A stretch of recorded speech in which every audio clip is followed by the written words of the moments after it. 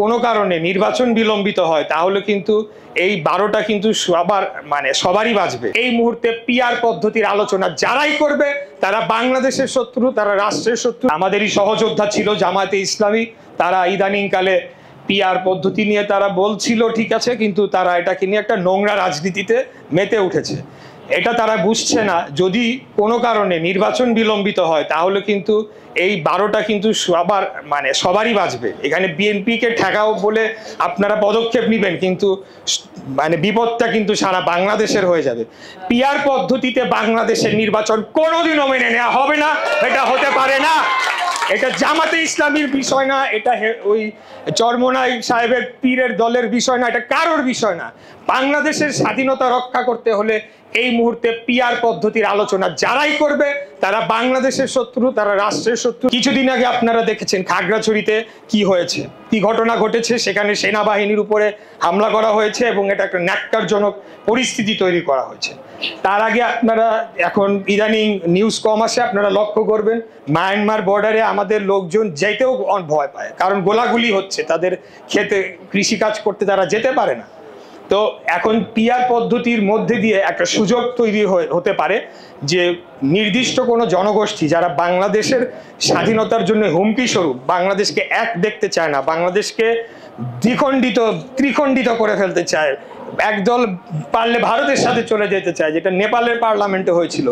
এই ধরনের ব্যক্তিরা যদি পার্লামেন্টে আসে, সুযোগ পায় এবং প্রতিনিয়ত তারা বাংলাদেশে বলে যে পার্বত্য চট্টগ্রামকে স্বাধীন করতে হবে, স্বায়ত্ত শাসন দিতে হবে, আমাদের হিন্দু সম্প্রদায়ের যারা ভাই বোনেরা রয়েছেন তারা অত্যাচারিত, নির্যাতিত, ইতিমধ্যে অনেক অপপ্রচার তো হচ্ছেই, এবং এটার জন্যে তখন আরেকটি রাষ্ট্র আমাদের ভেতরে হস্তক্ষেপ করার সুযোগ পাবে। এই ধরনের নানাবিধ সমস্যা তৈরি হবে।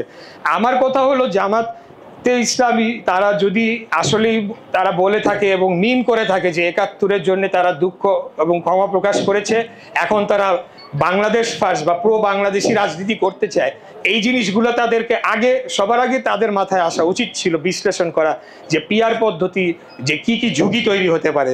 কিন্তু না, তারা কি করলো, একদিকে ঐক্যমত আপনি টেবিলেও আলোচনা করতেছেন, আবার বাইরে একটা কর্মসূচি নিয়ে গেলেন। আরে ভাই, এগুলো তো আমরা বুঝি, আপনাদের অন্য কোনো কর্মসূচি নাই, রাজনৈতিক আন্দোলন নাই, ইস্যু নাই।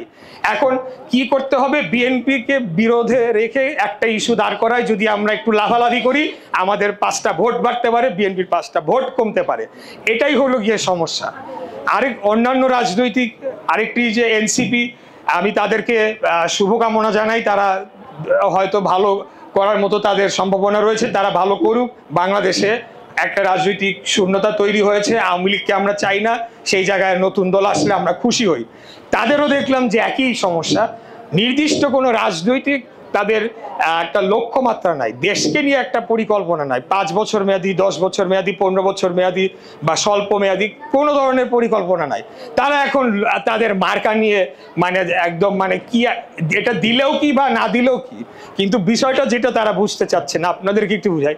আপনাদের হাতে যদি একটা কয়েন থাকে, আপনার কয়েন উল্টাইলে দেখবেন যে সেখানে জাতীয় প্রতীক শাপলা হিসাবে রয়েছে।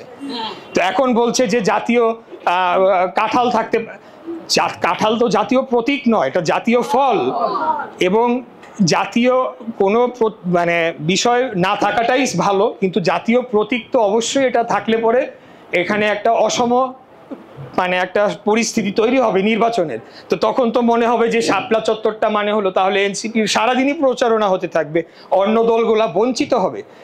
এ কারণে সম্ভবত দোয়েল যেহেতু টাকার উপরে ছিল, সেটাকেও সম্ভবত নির্বাচন কমিশন বাদ দিয়েছে।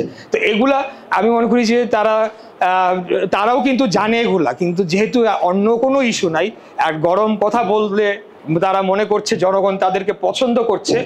সেটি ছিল ভাই 5 তারিখের আগে হাসিনাকে যখন আমরা রক্তচক্ষু দেখিয়ে আমরা আন্দোলন করেছি, তখন আমরা নানা ধরনের হুমকি দিয়েছি, আমরা যা বলার বলেছি, কিন্তু আজকের দিনে মানুষ কিন্তু আমাদের মুখের ভাষা দিয়ে আমাদেরকে জাজ করবে যে আমরা কতটুকু শালীনভাবে আমাদের বক্তব্য পেশ করতে আসি। আমরা তো এখানে মাস্তানি করতে, মাফিয়া সিন্ডিকেট বানাইতে আসি না, আমরা জনগণের ভোটে নির্বাচিত হয়ে সাময়িকভাবে রাষ্ট্র পরিচালনার দায়িত্ব নিতে চাচ্ছি। অতএব আমাদেরকে সেই রকমই আচরণ করতে হবে।